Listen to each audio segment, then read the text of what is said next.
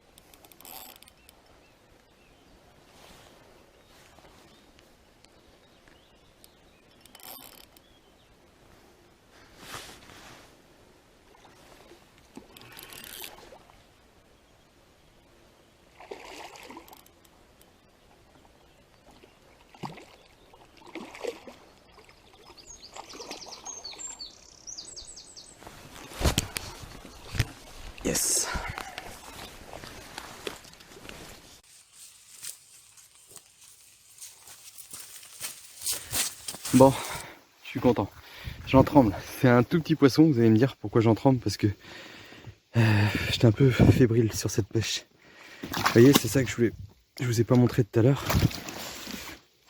Ça me mettait en confiance parce que ça a beaucoup bougé sur l'endroit. C'est la canne où il y avait de la boue qui remontait et tout. Donc en pêchant avec ce montage, je vais le décrocher. Doucement ma petite. Chut.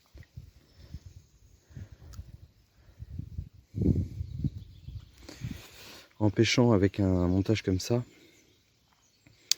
j'avais aucune chance que ça s'en mêle, quasiment, enfin peu de chance. Et de la légèreté grâce au petit liège à l'intérieur. Donc c'est pas un gros poisson, mais je suis vraiment content parce que ce canal il est un peu aléatoire. Je suis content. C'est une toute petite miroir, une petite pizza. Petite pizza que j'ai pas pesée, mais format un petit peu atypique.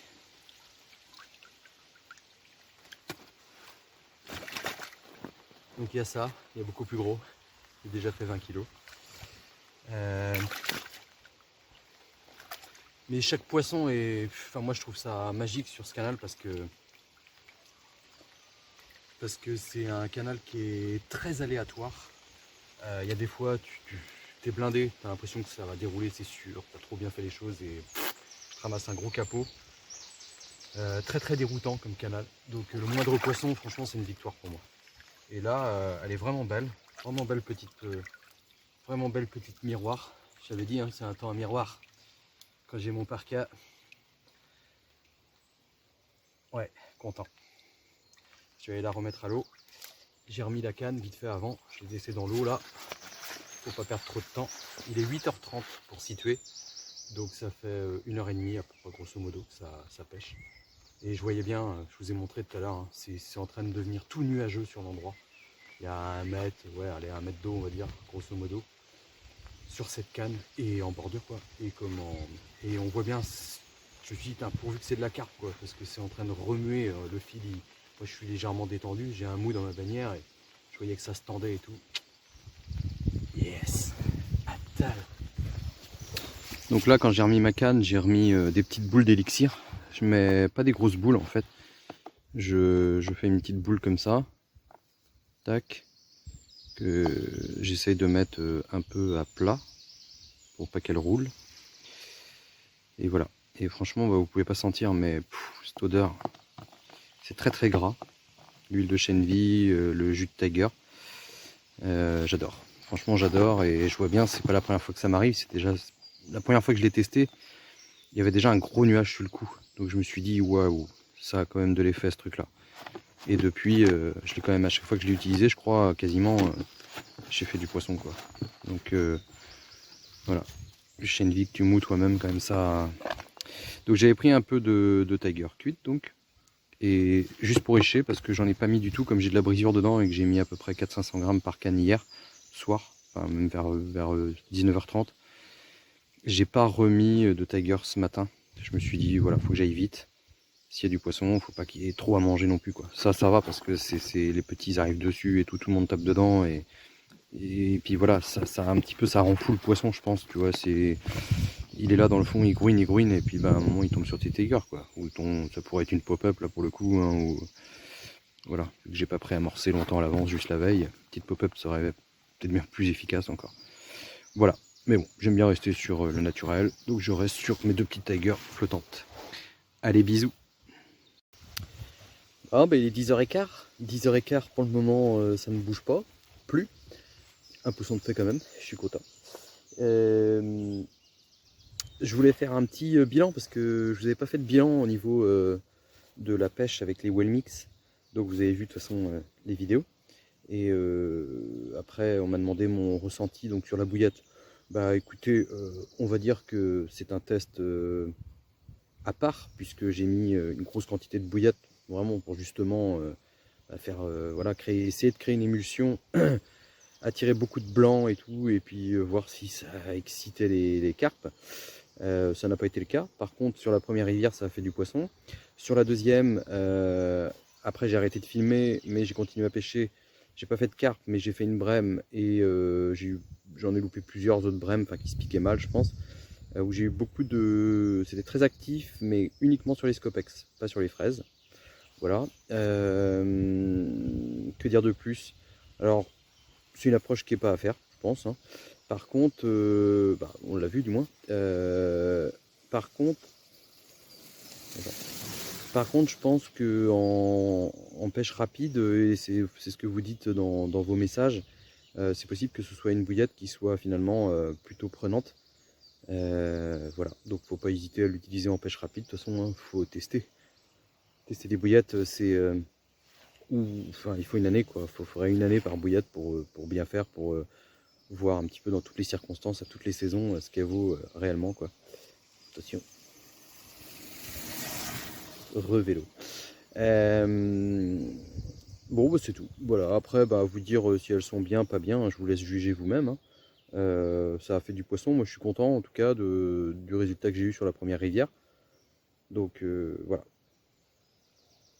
Et puis ici, j'ai eu une carpe qui a sauté tout à l'heure, en plein milieu de l'eau. C'est rare que je vois des carpes sauter ici, enfin sur le canal. Et là, j'ai pu le filmer en séquence. Je vous le montre.